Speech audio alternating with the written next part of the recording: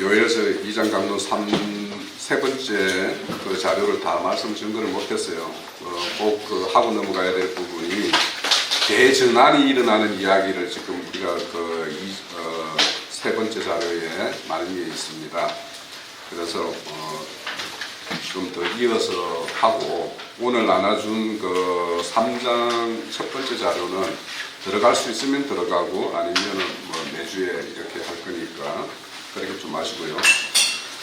우선 우리가 이제 지금 계속 요엘서나 이런 선지서들의 내용에는 심판에 대한 경고의 말씀이 이제 있고 그에 따른 또 그 이후에 있을 그런 회복의 이야기가 이렇게 다 기록되어 있는 말씀입니다.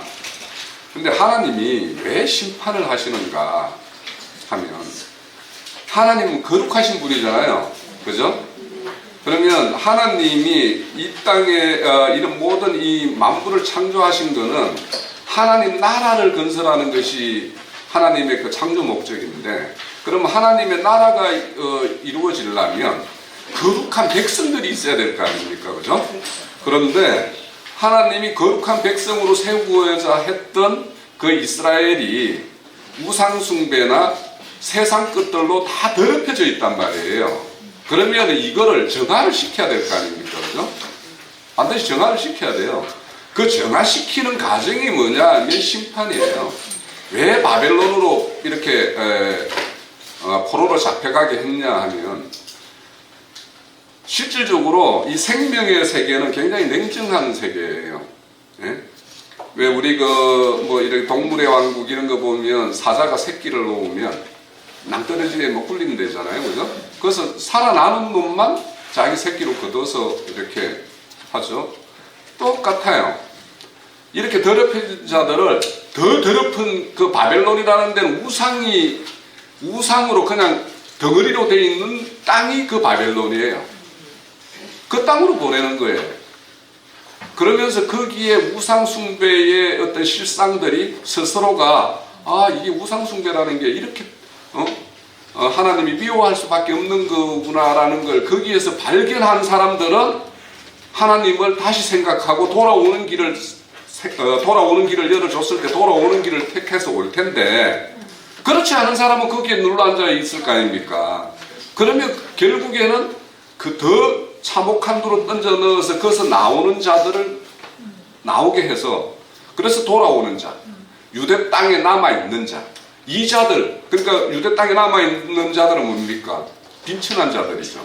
그럼 빈천한 자들과 거기 가서 참혹함을 경험하고 다시 돌아온 자들, 그 자들로 다시 하나님 나라를 건설하는 것이 하나님의 뜻이에요. 그러니까 이런 하나님의 심판은 반드시 그 인생을 더 정결하게 만들기 위한 것이 하나님의 목적이다라는 걸 우리가 분명히 알고, 이 심판이라는 것. 그래서 우리가 인생 살면서 하나님이 어떤 우리에게 주어지는 어떤 고난이나 시험이나 이런 것이 주어질 때, 하나님이 나에게 더 정결하게 하기 위한 거구나. 뭔가 하나님에게 합당치 않은 것이 나에게 지금 내 주변에서 일어나고 있기 때문에 나에게 이런 것을 요구하고 있구나라고 이렇게 인식하면 하나님의 뜻이 어디 있는지를 헤아리게 되고, 내가 무엇이 하나님으로부터 곁길로 가서 이렇게 하나님과 멀어졌는가 이런 걸 생각해 보게 된단 말이에요. 그래서 하나님은 분리작업이에요. 분리작업. 그러니까 심판이나 모든 것은, 그래서 우리가 그 성경을 보다 보면 뭐에서 낳고 하는데 거기에 가면 자꾸 곁가지로 이렇게 후손들이 쭉 퍼져나가는데, 하나님의 어떤 그 예수 그리스도의 계대되는 거, 그거 큰 줄기는 한 번도 흐트러지지 않고 그 계대를 다 이어가고 계시잖아요. 그죠? 그래서 우리가 어떤 심판이나 지금 우리가 지금 계속 앞으로도 이제 선지서를 계속 보게 되면 그 당시에 무엇이 하나님의 합당치 않아서 이런 심판을 내렸는가, 그러면 그런 것들이 우리 교회 중에, 내 인생 중에 그런 것이 있는가 없는가, 이런 걸 살펴보는 것이 이 말씀을 보는 의미가 있지. 이게 계속 이어지면 노심판, 뭐 심판의 이야기를 계속하면 이게 좀 짜증나잖아요. 그죠? 그래서 혹시 그런 것이 반복되더라도 이런 어떤 심판의 이유나 이런 것들이 하나님의 어떤 행사는 더 정결한, 그래서 그런 것들을 행하기 위한 어떤 하나님의 행하심이고 일이시다라는 걸 우리가 알고 이렇게 보시면 될 것 같고요. 그런데 이제 그렇게 자기 모습을 발견한 자들은 반드시 이제 회개케 하고, 회개케 하는 자에게 회복해 주지, 회개하지 않는 자에게는 회복해, 그런 어떤 하나님의 은혜를 부을 수가 없어요. 네. 그래서 하나님의 어떤 우리 자료 세 번째 거기 보면 이 페이지의 마지막에 보면은 로마서 10장 11절에 보면 성경에 이르되 누구든지 그를 믿는 자는 부끄러움을 당하지 아니하리라고 이야기하셨죠. 그러니까 그래서 이제 지금 우리가 오늘 말씀 볼 내용이, 자 요엘서 책 가면 오늘 우리가 볼 내용이 27절부터예요. 요엘서 2장 27절부터 32절까지를 한번 읽어볼 텐데, 그런즉 내가 이스라엘 가운데 있어 너희 하나님 여호와가 되고 다른 이가 없는 줄을 너희가 알거니와 내 백성이 영원히 수치를 당하지 아니하리로다. 그 후에 내가 내 영을 만민에게 부어주리니 너희 자녀들이 장래의 일을 말할 것이며 너희 젊은이는 꿈을 꾸며 너희 젊은이는 이상을 볼 것이며 그때 내가 또 내 영을 남종과 여종에게 부어줄 것이며 내가 이것을 하늘과 땅에 베풀리니 곧 피와 불과 연기 기둥이라.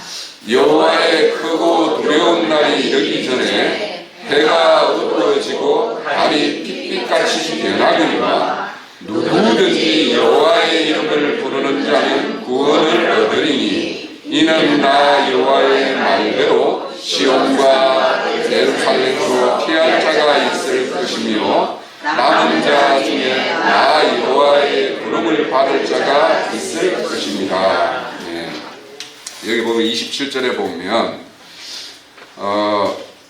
내 백성이 영원히 수치를 당하지 않는 것이 않게 하겠다라고 하는데 그 앞에 전제가 있어요. 뭐냐면 너희가 하나님 여호와가 다른 이 없이 여호와 하나님만이 유일한 참 하나님임을 알 때 영원한 수치를 당하지 않는다라는 거예요. 네? 그러니까 하나님은 당신이 참 하나님을 증명해 보이는 일을 너무 하고 싶은 거예요. 그래서 이걸 알고자 아는 사람들이, 그래서 우리가 지금 요한복음에 보면 뭐 영생이 무엇인가에 대해서 말씀하잖아요. 그러니까 하나님이 당신이 참 하나님, 유일한 하나님을 알게 하기 위한 일. 그래서 그것을 안다라면, 그러니까 그 안다라는 것이 이제 내용에 우리 강론에 보면 뭐 야다라는 말 우리는 무지 많이 들었잖아요, 그죠? 이 동침한다라는 건데, 이 동침한다라는 거는, 내가 동침을 상대가 알지 못하면서 내가 몸을 막 맡기면 그 여자는 엄부죠. 네? 그렇죠. 그렇지. 만약에 내 신랑이 참 신랑이고 내 몸을 맡겨도 될 사람이라는 걸 알 때 동침이 이루어지는 거지. 그러니까 안다라는 거는 그냥 일반적으로 안다라는 게 아니에요. 그래서 우리가 이 성경에 보면 큰 줄기로 이렇게 이야기 끌고 가는 게 창세기 2장 24절에 보면 한 몸이 될지라 이런 말을 하잖아요.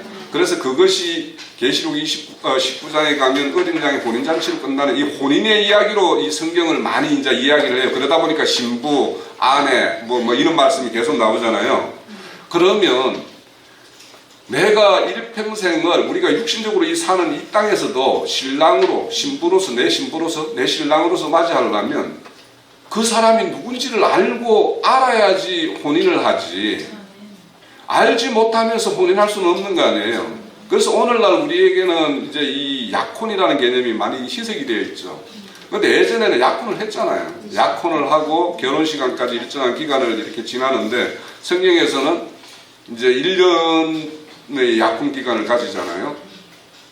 그러면 이 약혼 기간 동안에 진짜 신부의 어떤 정조를 지키는지 안 지키는지, 그런 것을 우리가 확인하는 시간들이란 말이에요. 그러면 신랑은 또 자기 신부 맞을 자를 준비하는 1년 동안에 또 자기는 또 신부를 맞을 준비를 해야 될 거 아닙니까? 그래서 이제 이런 시간들이 필요하잖아요. 그러면 1년 동안이라는 건 더 깊게 알아가는 거예요. 그러면 그 전에 약혼할 때는 다른 사람들이 누군가가 중매쟁이에 의해서 아 신부가 이런 사람이다, 이런 뭐 신랑은 이런 사람이다 간접적으로 들었잖아요. 그래서 우리가 이 성경 말씀을 볼 때 앞에서 이렇게 증거하고 이렇게 하는 건 간접적으로 하나님을 소개받는 거예요. 그죠? 그러면 1년 동안 이 신앙생활 동안 직접적으로 아, 내 신랑 예수 그리스도가 어떤 사람인 거를 알아가는 시간이 약분기간이란 말이에요. 이거는 각자 경험을 해야 되는 거예요. 내 인생에서 아, 예수 그리스도가 어떻게 관여해서 어떻게 간섭하고 나를 어디로 이끌고 아, 이분은 이런 하나님이었구나. 아, 그래서 내 인생의 이 땅에서의 어떤 그런 부귀영화 이거보다 아, 하나님의 어떤 나한테 소원하는 이 목적을 위해서 내 이 세상에서 것들을 다 희생하면서도 거기에 올인할 수 있겠구나 했을 때 내가 모든 것을 던질 수 있는 거 아니에요. 그것처럼 그걸 안다라는 것은 바로 이런 개념이에요. 그러니까 동침한다라는 거는 지금은 우리는 뭐냐면 알아가는 과정이고 일정 부분은 그 부분과 완전히 합일이 돼서 하나가 된 부분도 있고, 그러니까 우리가 세상 살아가면은 어떤 각 사람들마다 그 가치관의 기준이 여러 가지가 있잖아요. 그래서 우리가 흔히 이제 신학적으로 볼 때 대인관계, 대물관계, 대신관계 막 이런 말을 하잖아요. 그러면 사랑과 사랑 관계에서 내가 하나님에게 합당하게 풀어야 될 문제가 있을 거란 말이에요. 그래서 거기에 보면 다 형제를 사랑하라 사랑하라 이렇게 말씀하잖아요. 그러니까 사랑과의 관계에서 풀어지는 부분은 있을 수 있어요. 어떤 부분에서는. 그런데 어떤 사람은 사랑과의 관계에서는 풀어졌는데 물질 관계에서는 안 풀린 사람이 있을 수 있는 거예요. 그러면 그 사람은 물질 관계가 풀어져야 되는 거고, 또 그런 것들은 제일 전제가 뭐냐면 참신을 아는 것에부터 시작해서 내가 이 땅에서 모든 하나님이 합당치 않은 것들을 다 이렇게 제하고 하나님이 원하는 것으로 다 되었을 때 그 사람이 거룩한 백성이 되는 거잖아요. 그래서 연합이다, 동침이다 이런 것들을 우리가 하나님을 안다라는 거 이런 것들을 그냥 이렇게 성경 말 보고 어디에 무슨 구절이 있어, 뭐 구절이 있어 이런 거는 아는 게 아니에요. 그죠? 그 어떤 의미가 참 하나님의 뜻이 어떤 것인지, 그래서 내가 거기에 부합하게 그 어떤 생각과 마음과 이런 것들이 바뀌면, 그죠? 생각과 마음이 바뀌면 몸은 자연히 따라가게 돼 있는 거예요. 그래서 우리가 그냥 이렇게 말씀을 그냥 아는 걸로, 머리로만 아는 걸로 머물게 되면 그냥 이건 간념적으로 내가 아, 하나님은 이런 걸 거야, 그럴 거야 막 이렇게 자기가 그려내는 어떤 그런 모양으로 하나님을 생각하게 돼요. 그렇지만 이는 어떤 성경의 말씀이 내 어떤 일상에서 직접적으로 경험되고 아, 이분의 어떤 간섭을 내가 받고 있고 그런 것들을 직접 경험을 하면 아, 이분이 얼마나 신실하신 분이고 또 어떤 자비와 긍휼이 얼마나 크신 분인지를 우리가 직접 경험을 해야지 거기에 빠져지. 직접 경험 안 하고 빠지면은 그래도 이게 있잖아요. 세상에도 말꾼들이 있죠. 우리 방송국에 보면은 뭐 15분 동안 이렇게 뭐 나오는 김창옥 씨인가 뭐 이런 사람들 말쟁이잖아요. 말 되게 잘해요. 그 한 15분 동안에 자기가 하는 말에 모든 사람들이 동의하게끔 만드는 어떤 그런 재주가 있어요. 그러면 그런 것들이 그 사람이 그 어떤 그 말하는 것이 참 인생의 어떤 가치관이고 하나님의 어떤 뜻과 부합하는 사람이면 참 좋은 거죠. 그렇게 해서 하는 거면. 그런데 그 사람은 그 말을 자기 말하는 거에 대해서 많은 사람들이 그 짧은 시간에 동의해 주는 거에 취할 수가 있어요. 그죠? 아, 내가 말을 하는데 저 사람들이 다 거기에 끄덕끄덕하고 막 이렇게 하면 거기에 취할 수 있잖아요. 그게 즐길 수 있잖아요, 그 사람이. 그런데 이런 것이 내가 만약에 그런 거에 즐기는 거에 취해 있으면 하나님의 생명과는 아무 상관없는 거예요. 그래서 우리가 이런 어떤 안다, 그래서 이게 생명이 되었다라는 것에 대해서 우리가 깊게 생각을 한번 해볼 필요가 있죠. 자, 그래서 이제 수치를 당하지 않기 위해서는 그걸 믿어야 되는데, 그러니까 믿게 되면, 믿는다라는 것도 우리가 그냥 믿습니다 하는 임믿음이 아니라 정말 내가 이 믿는 거라는 거는 믿는다라는 걸 믿음을 행할 때에는 꼭 뭐냐면 그 믿는다라는 그 내용을 그대로 행하면 기존의 우리 인간 생각으로 보면 이것이 손해보는 것 같아요. 이게 안 맞는 것 같아요. 내 이론상. 예? 안 맞는 것 같아서 주저주저 하게 된단 말이에요.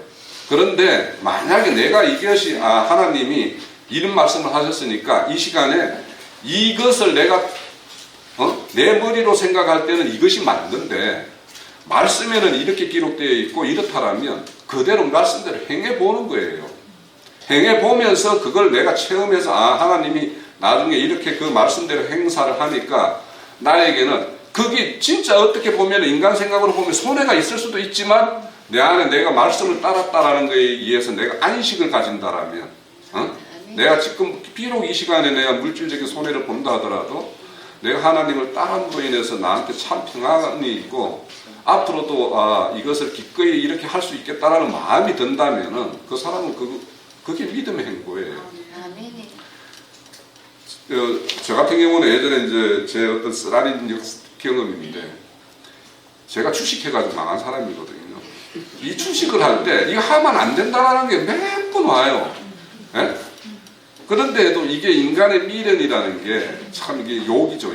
욕심, 탐욕인데 그거에 의해서 이렇게 하면 될 것 같은데 과거에 됐었는데 이 경험을 못 놓는 거예요.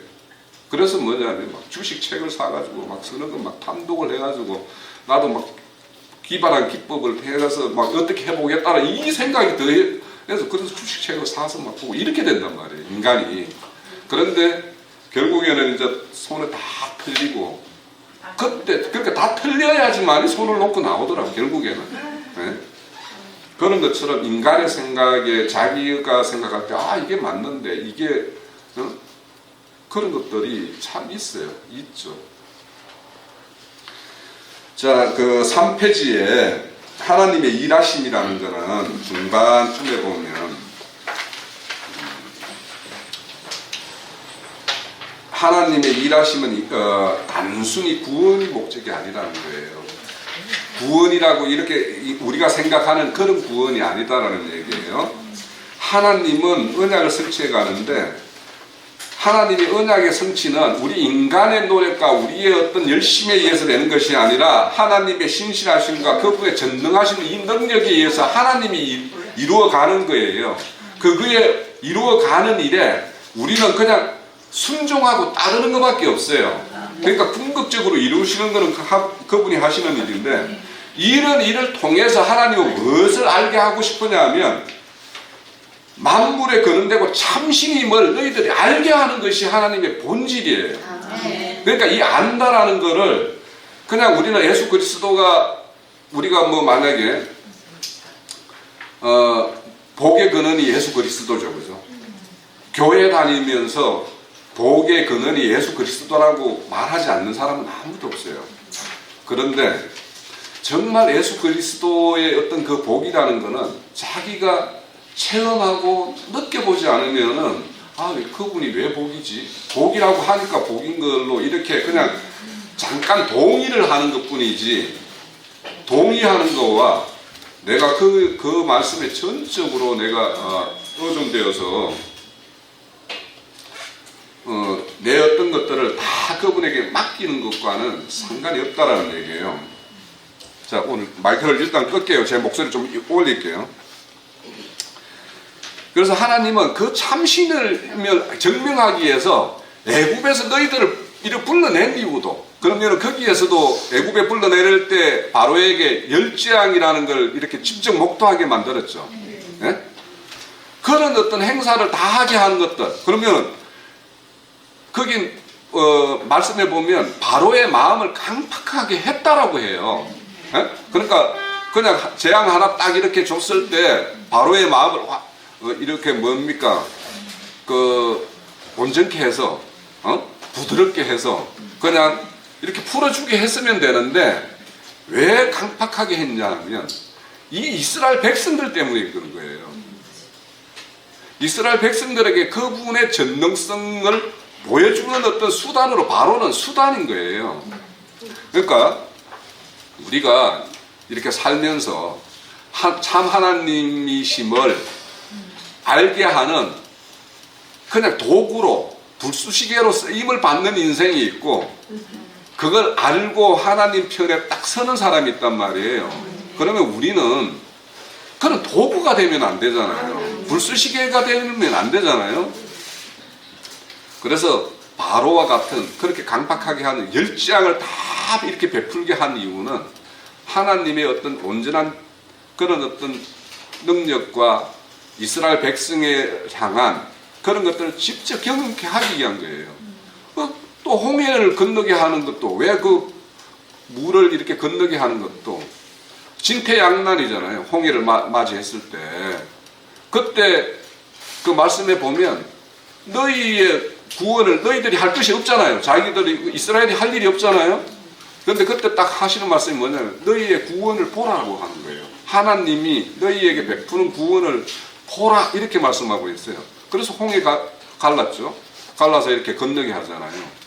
그렇게 하시는 이유가 뭐냐면 참신은 이 우리를 인도하는 여호와 하나님밖에 없구나라는 걸 알게 하기 위해서 하시는 거란 말이에요. 자, 그렇게 해서 우리를 알게 하면, 그렇게 알게 하면 우리에게는 하나님이 이런 분이고 나를 위탁을 하게 되겠죠. 그래서 하나님에게 내 인생을 맡기게 되겠죠. 그 맡기게 되는 영혼들 속에 속사람을 지어가는데 그게 뭐냐면 믿음으로 하는 일이에요. 그 믿음으로 하는 일이 지어지는 게 속사람이면 우리는 뭐라고 그래요? 하나님의 형상과 모양이라고 그러죠. 그러니까 창세기 1장에서 사람을 짓 때 하나님의 형상과 모양으로 지었다고 그러죠. 거기에서 창세기 1장에서 사람을 처음 지을 때 첫사람 아담을 그렇게 지은 것이 아니에요. 첫사람 아담은 거룩으로 지어졌어요. 형상과 모양을 담을 수 있는 거룩으로 지어졌고, 첫사람 아담을 둘째 아담으로 만들어가는 과정들이 뭐냐면 싹 다 형상과 모양을 채워가는 작업이에요. 그러니까 우리가 이 신앙생활 전체가 하나님의 형상과 모양을 우리 속에다 이렇게 채워가는, 속사람을 채워가는 과정입니다. 그렇게 되었을 때, 그것이 채워졌을 때 그 사람을 하나님의 백성, 또 하나님의 아들이라고 이야기하는 거예요. 그래서 우리가 하나님의 어떤 창조 목적을 알고 그 나라가 거룩한 나라라는 걸 알고 하나님은 모든 것을 공의로 행하시는 분이라는 걸 알면 하나님의 심판이라는 것은 왜 이런 하나님의 심판이 일어나냐면 그 공의의 심판, 하나님의 거룩에 합당치 않기 때문이에요. 자, 그 4페이지에 보면 나는 너희의 하나님이 되려고 너희를 애국 땅에서 인도해냈다고 그러잖아요. 그죠? 그러니까 하나님이 되고 싶은 거예요. 그러면 하나님이 되고 싶은 거는 그의 백성이 나타나야 되는 거예요. 그래서 계시록 21장 4절에 보면 최종적으로 하나님의 백성이 되고 7절에는 내 아들이 되는, 그러니까 이긴 자는 내 아들이 되고, 그죠? 믿지만은 이긴 자에 들어가지 못하는 자는 백성이 되고, 이렇게 이야기하는 거죠. 자, 그래서 오늘 이제 그 요엘서 이제 2장 마지막 달라 28절에서 31절을 볼 텐데, 2절에 보면 여기에서 이제 대전환이 일어나는 거예요. 사실은 이 성령을 붓고 안 붓고는 우리가 금방 찬양을 할 때도 에드약과 새언약이라는 찬양 가사가 있더만요. 이 에드약이 새언약으로 완전히 전환되는 전환이 뭐냐면 이 영이 부어졌을 때 새언약이 딱 성취되는 거예요.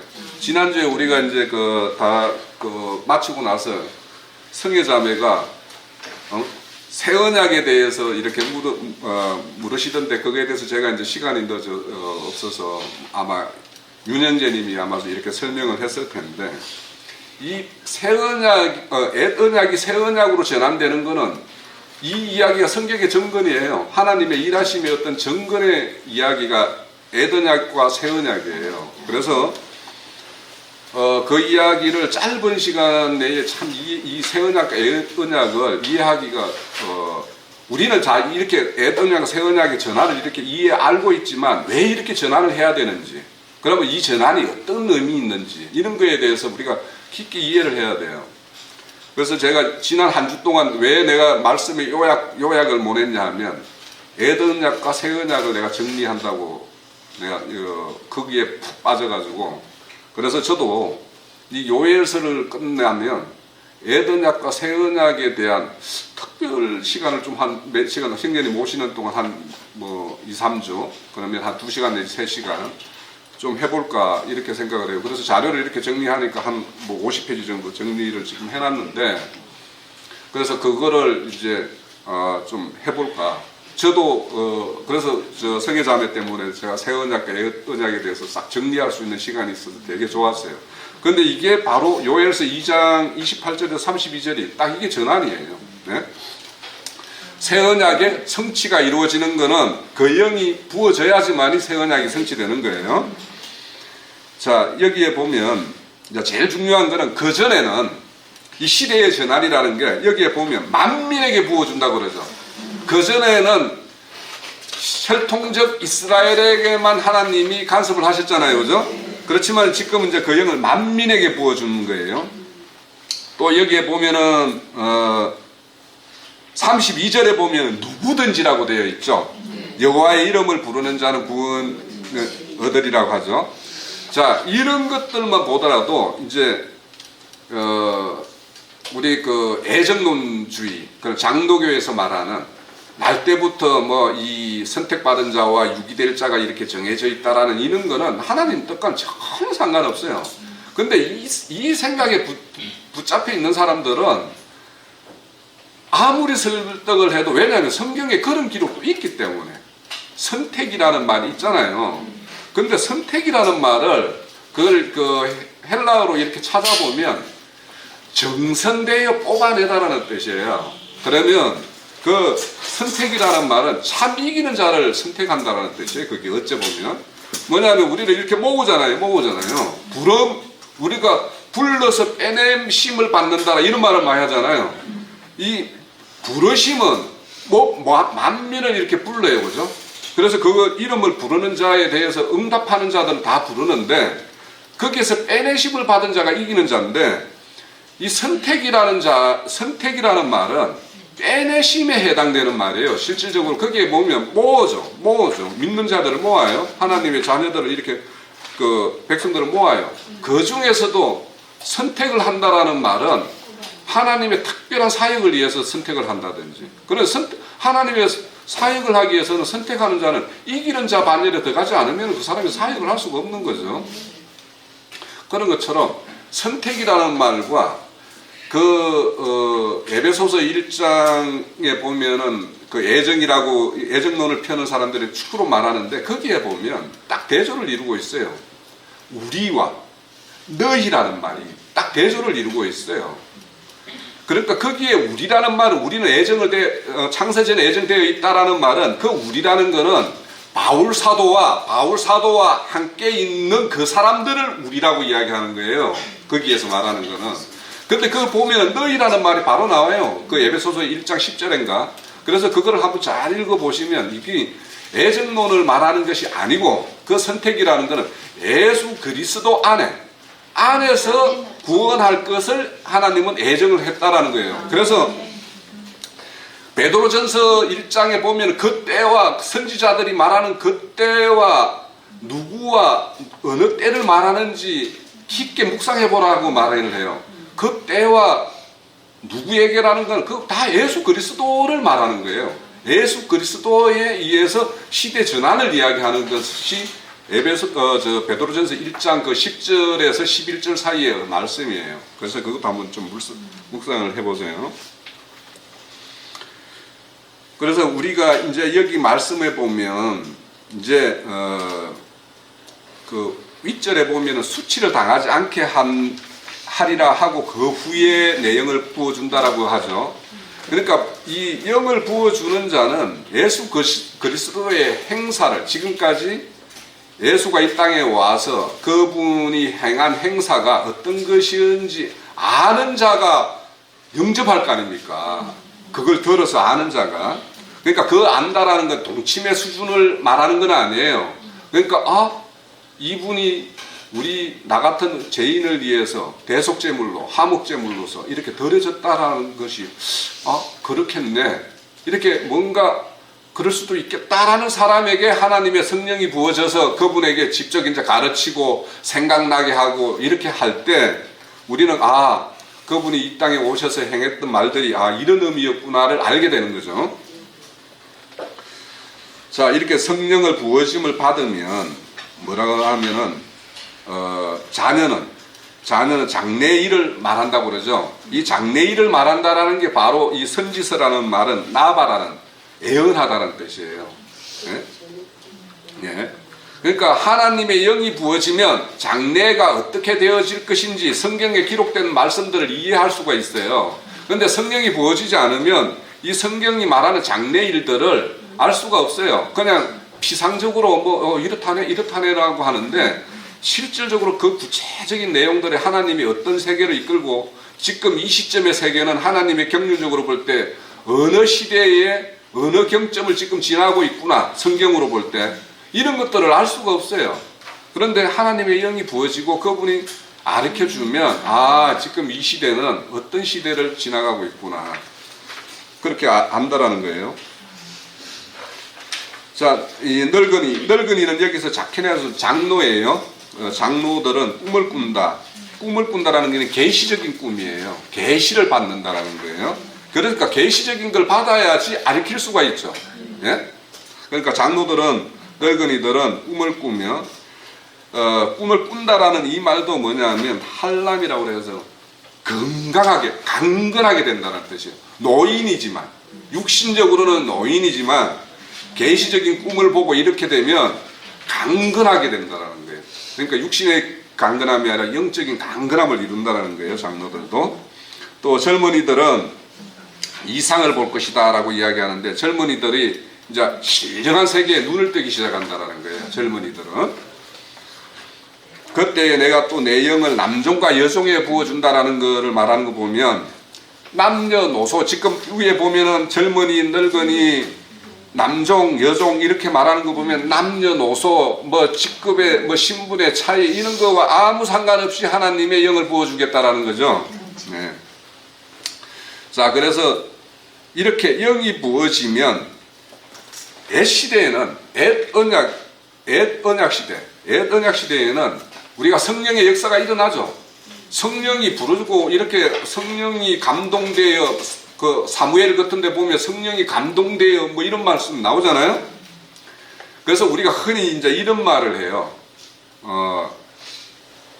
구약 시대의 성령은 위에 임하는 성령이라고 이야기를 해요. 우리 안으로 임하는 게 아니고.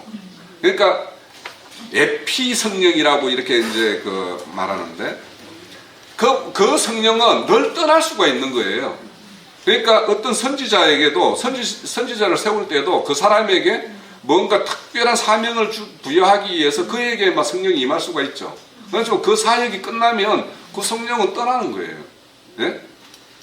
그렇지만 새 언약의 이 성령의 부으심은 N 성령이라고 해서 N 우리 영어로는 in 안으로 임하는 성령이에요. 그래서 우리가 성령이라는 게 우리가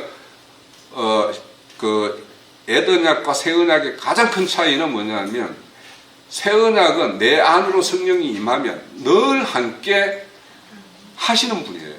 떠나지 않는 분이에요. 그것이 이제 가장 큰 차이예요. 그래서 새 영이 부어지면 그분은 늘 성령과 동행하는 삶을 살죠. 성령의 인도를 받죠.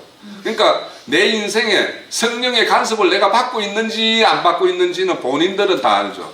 네? 또 성령이 나를 어떻게 이끌고 하는지는 본인들이 알아요. 이런 거는 이제 간접적으로 제가 어렸을 때, 그러니까 신앙이 어렸을 때 체험은 이 말씀을 보면서 궁금하잖아요. 이게 무슨 뜻이지?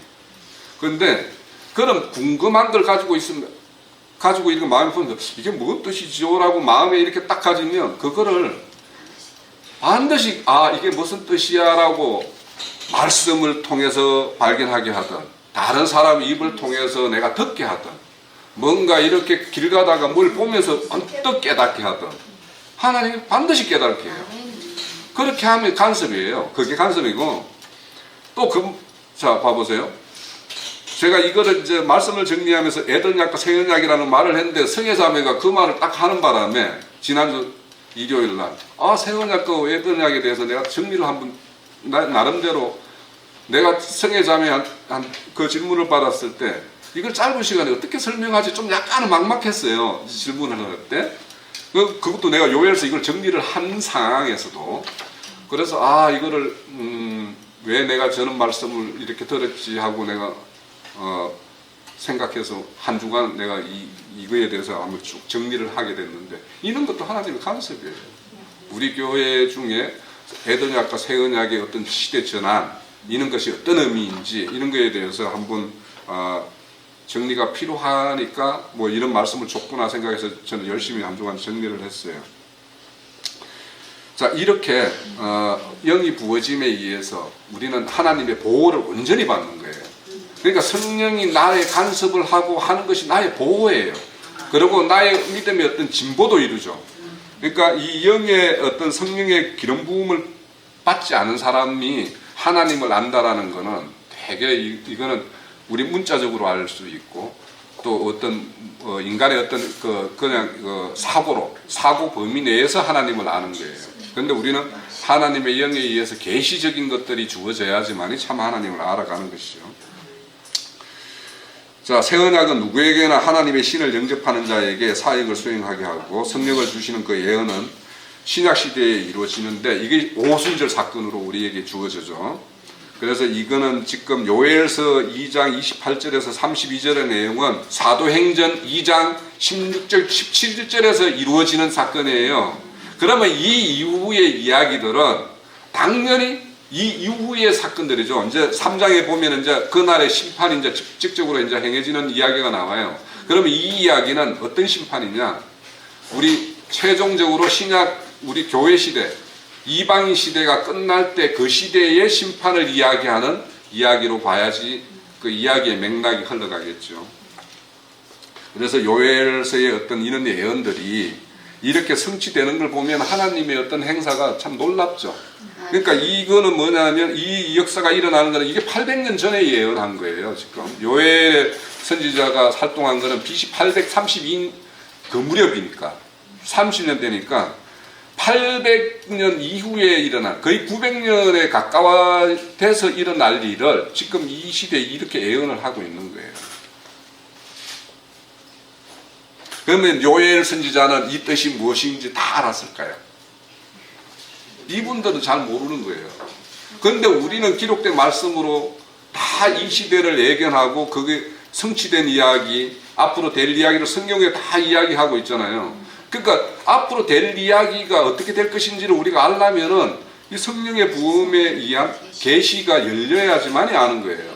그래서 이분들은 그냥 어째 보면 요엘 선지자 같은 경우는 하나님, 그러니까 구약의 어떤 믿음의 선진들은 약속은 받았지만 실제를 못 보잖아요. 그죠? 우리는 그 실제인 예수님을 봤어요.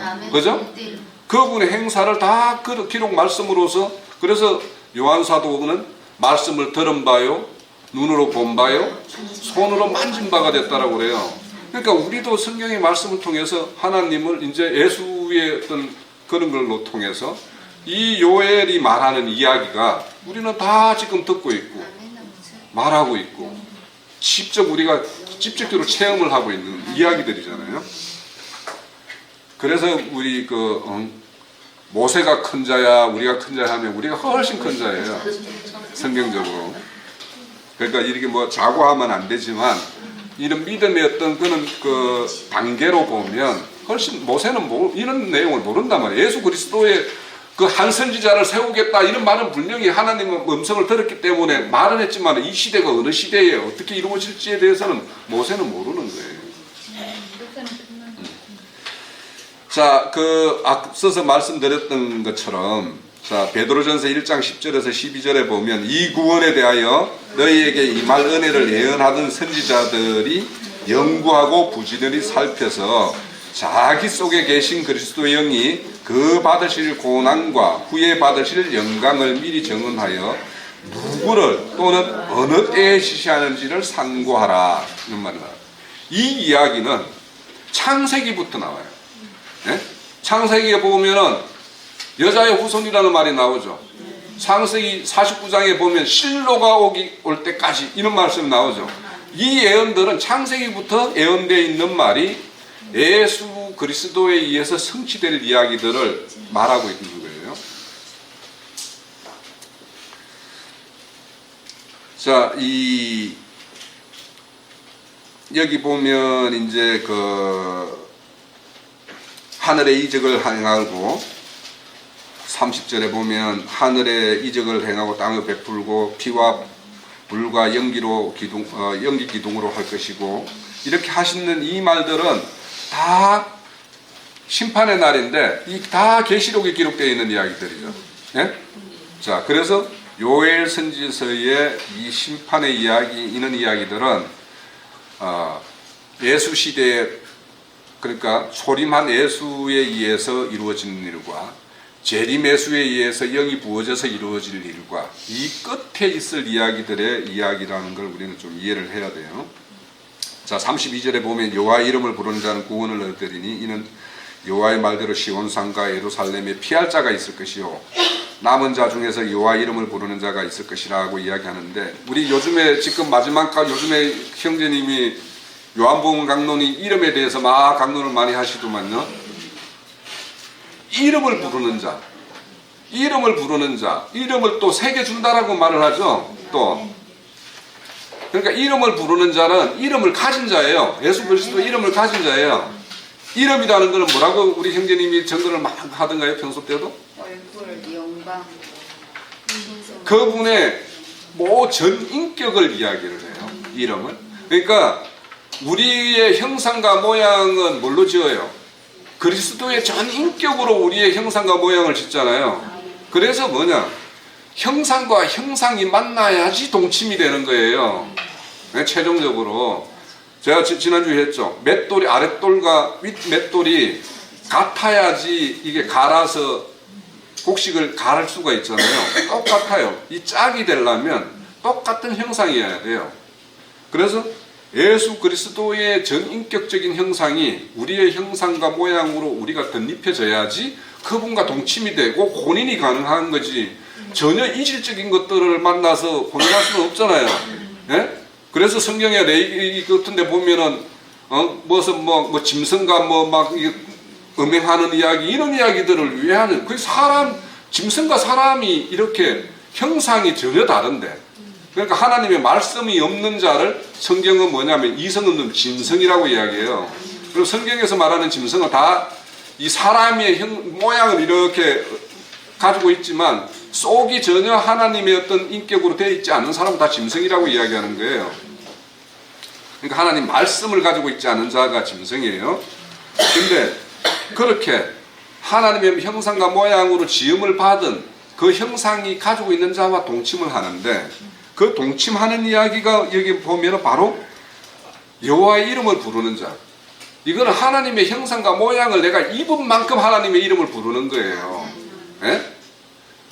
그래서 여기 보면 그 이름을 부르는 자는 구원을 얻을 것이고 시온산과 예루살렘에 피할 자가 있을 거예요. 이런 사람은 참 안식처고 참 피난처인 예수에게 모든 걸 맡기니까 모든 게 피난처가 되는 거죠. 네. 자, 이와 같이 겉대를 이야기하는 것이고 예수 그리스도에서 완성되는, 그래서 예수 그리스도가 이 땅에 오셔서 이루는 것이 참 장자의 모임, 교회로서의 모임이 되어지죠. 그래서 우리가 새하늘 새 땅이라는 말을 이루어야 되는데, 이거는 이제 세 가지로 볼 수가 있어요. 우리 개인적으로 거듭나면 우리가 새하늘과 새 땅이 되죠. 그죠? 거듭나면 새하늘과 새 땅이 돼요. 그것이 이 역사상에 새하늘과 새 땅이 출현된 모습이 뭐냐면 교회의 모습이에요. 교회가 새하늘과 새 땅이에요. 그리고 이 교회의 시대가 모두 끝나면, 네? 끝나면 내려오는 신부의 성이 시대가 오죠. 천년왕국에는 내려오는 신부의 성이 내려와서 이 교회의 어떤 역할을 할 거 아니에요. 그것이 또 새하늘과 새 땅이에요. 그러면 그러고 나서 천년왕국의 시대가 다 끝나고 나면 이 모든 이 물질세계가 다 끝나는 온전한 새하늘과 새 땅만이 존재하는 그 세계가 열리죠. 그죠? 그러니까 지금은 새하늘과 새 땅, 옛 땅과 옛 하늘이 공존하는 시대를 우리는 살고 있어요. 교회 시대에. 그래서 이렇게 그 영이 부어지면 이렇게 새하늘과 새 땅인 각자의 심령을 이렇게 짓고 또 그 심령들이 모여서 교회를 짓고 이 교회들을 장자총회교회라고 하고 위에 있는 예루살렘이라고 하고 이렇게 이야기를 하는 거예요. 자, 그 에스겔서 37장에 보면 너희를 내가 줄 거는데 보면 너희 영을 내 영을 너희 속에 두어 너희가 살아나게 하고 내가 또 너희 고국 땅에 두리라 하고 이야기하죠. 자, 새 영이 부어지면 내 고국 땅이 어디예요? 그렇죠.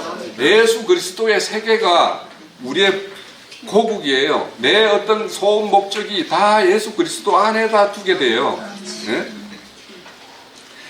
이 영이 부어지지 않으면 이렇게 된다는 게 아니란 말이에요. 종교인의 행세를 하고 그냥 있는 것이 돼요. 그래서 우리가 역사상으로는 그 영을 부어서 바벨론 포로에서 고토 유대 땅으로 다시 돌아오게 하는 일이 역사상으로 일어나지만 그것은 모형이고 우리에게 참 영이 부어지면 우리의 어떤 심령의 세계나 우리의 소원 목적은 다 예수 그리스도의 그 세계에 향하게 되어 있다는 거예요. 그리고 이제 여기 보면 말씀 중에 보면은 뭐 피와 불과 연기로 한다라는 거는 이거는 전쟁을 상징하는 거죠. 그래서 최종적으로 이제 3장에 가면 다 이제 여호사밧 계곡에다가 다 모으는 이야기가 나오죠. 그거는 계시록 16장에 가면 아마게돈 전쟁을 위해서 다 모으죠. 그와 같은 어떤 이야기를 말씀을 하고 있는 거예요.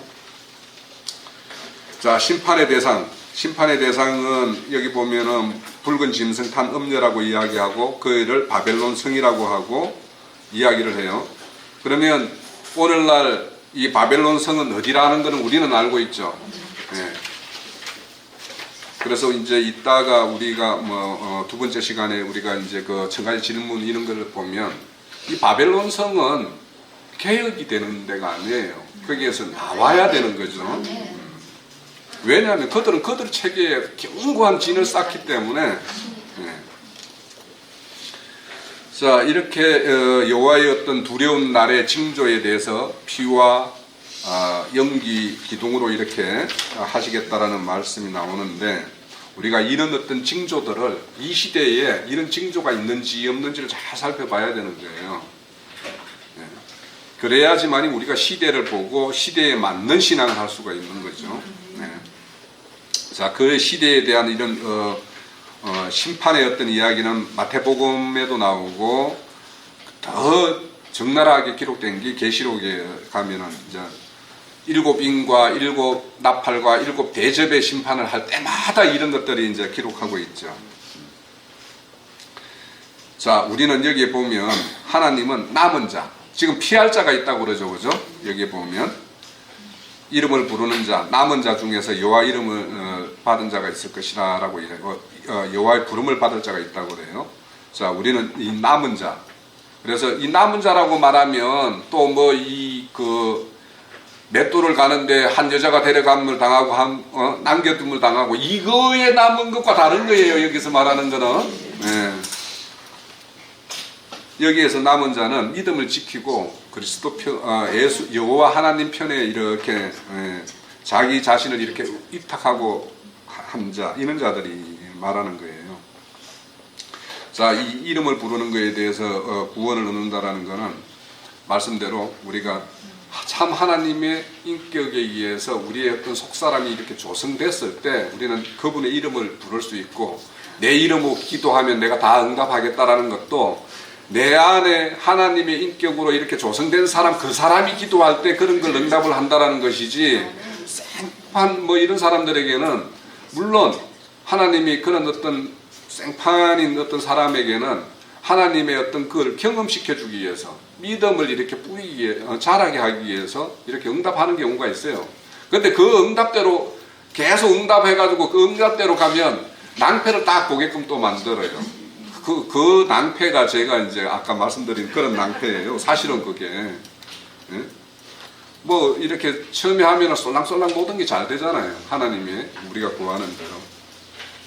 자, 이스라엘의 회복은 신약 시대에 하나님의 구원 사역을 예표하고 있다. 그러니까 바벨론으로 그래서 이렇게 회복시켜서 이렇게 오는 거는 오늘날 우리 뭐 흔히 사람들이 우리의 영적 이스라엘이라고 이런 말도 이렇게 흔히 사용하는데 영적 이스라엘의 구원의 이야기를 예표하는 것이다. 그래서 이 신약 시대에 이렇게 하나님의 어떤 구원 사역에 의해서 구원받은 사람들은 성령의 충만함이라는 것은 결국에는 그것이 내 속사람이 성령의 이끌림으로 하나님의 형상과 모양으로 온전히 채워지는 것이 성령의 충만이에요. 근데 뭐 성령 충만하면은 어느 뭐 부흥사 데려다 놔놓고 뭐 잠시 잠깐 이렇게 충만하는 거 그거는 지나가는 은혜예요. 스쳐 지나가는 은혜. 그냥 흠뻑 물을 주는 것이 아니라 그냥 석 지나가면서 그냥 주는 은혜. 그 은혜에 붙잡히면 그런 것만 딱 쫓아다니는 사람이 있어요. 그래서 어디 뭐 기도원이나 뭐 산기도 이런 데만 찾아다니는 사람이 있어요. 저 스쳐 지나가는 은혜. 그런데 우리는 깊은 은혜. 그래서 정말 생명을 산출해낼 수 있는 은혜. 그래서 요즘에 형제님 말씀 중에 보면 그거 있죠. 우리를 지은 것은 하나님의 영광을 나타내기 위한 건데 그 영광이 식물로서 저 자료 보니까 잘 이렇게 그 묘사를 해놨더만요. 식물이 자라면 꽃이 피는 영광이 있죠. 네? 그리고 그거 지나야지 열매 맺는 영광이 있잖아요. 근데 대부분의 사람은 이 꽃 피는 영광에 다 붙잡혀가지고 그게 하려 하잖아요. 그죠? 거기 붙잡혀 있는 거예요. 근데 그게 져야 되는 거예요.